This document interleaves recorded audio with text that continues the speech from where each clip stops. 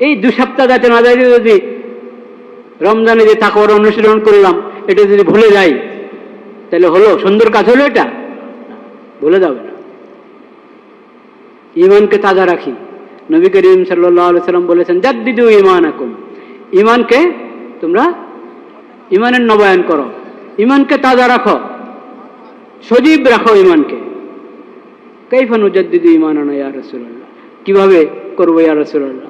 জাদ্দিদু আকসিরু মিন কাওলি লা ইলাহা ইল্লাল্লাহ, ঈমানের কালিমার বেশি বেশি ওজিফা পড়ো। লা ইলাহা ইল্লাল্লাহ, লা ইলাহা ইল্লাল্লাহ, এই কালিমার জিকির করো সকাল সন্ধ্যায়। এই কালিমার মর্ম নিয়ে চিন্তা করো। এই কালিমার মাধ্যমে আল্লাহর সঙ্গে যে ওয়াদা করেছো, এই ওয়াদা স্মরণ করো। এটা তাজা করতে হবে।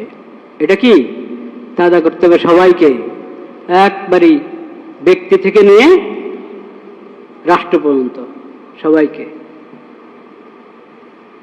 আমি একজন ব্যক্তি হিসাবে আল্লাহর বান্দা, এই ব্যক্তি আব্দুল মালিকের উপর আল্লাহর কি বিধান? আবার আব্দুল মালিক কয়েকজন সন্তানের বাবা, বাবা হিসেবে তার উপর আল্লাহর কি বিধান? সে আবার স্বামী, এই হিসেবে তার উপর কি বিধান? তার আবার কোনো পেশা আছে, যেই পেশা হোক সেই পেশার মধ্যে আল্লাহ তাআলার কি বিধান?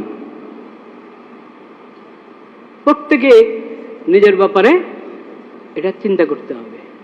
এটা জিকির, যেরকম সুবহানাল্লাহ, আলহামদুলিল্লাহ, লা ইলাহা ইল্লাল্লাহ, আল্লাহু আকবার, এইভাবে তাসবিহ, ইস্তিগফার, দুরূদ শরীফ, এই জিকির পাঠ করা যেমন ইবাদত, এরকম আল্লাহকে স্মরণ করা, কোন সময় কোন হালাতে আল্লাহর কি বিধান আমার উপর,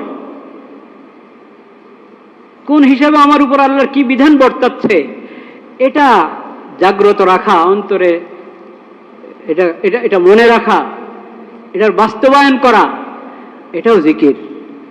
এটাও অনেক বড় নেক আমল, এটা ফরজ। আল্লাহ তাআলা আমাদেরকে সে তৌফিক দান করেন।